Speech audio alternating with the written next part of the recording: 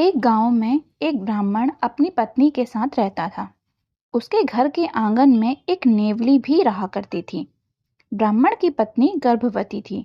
जिस दिन उसने पुत्र को जन्म दिया, उस दिन नेवली ने भी एक नेवले को जन्म दिया। नेवले को जन्म देने के उपरांत नेवली चल बसी। ब्राह्मण की पत्नी स्वभाव से दयालु थी। नवजात नेवले के प्रति उसके हृदय में प्रेम भाव उमड़ पड़ा और वह अपने पुत्र के समान ही उसका भी पालन पोषण करने लगी। नेवला भी ब्राह्मण के परिवार से अच्छी तरह घुल मिल गया।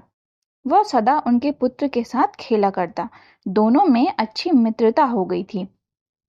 ब्राह्मण और उसकी पत्नी को नेवले और अपने पुत्र की मित्रता में कोई आपत्ति नहीं थी।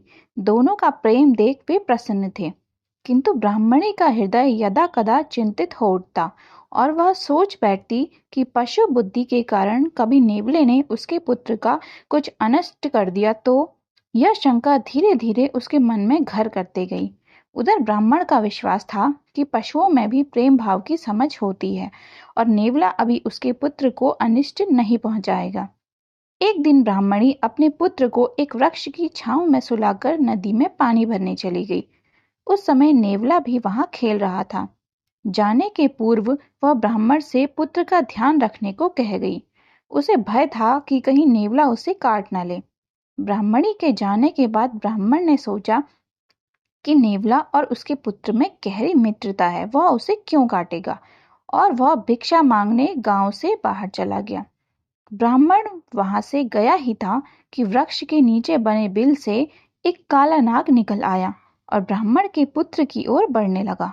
पास ही खेल रहे नेवले की दृष्टि जब काले नाग पर पड़ी तो वह उस पर टूट पड़ा और मार डाला।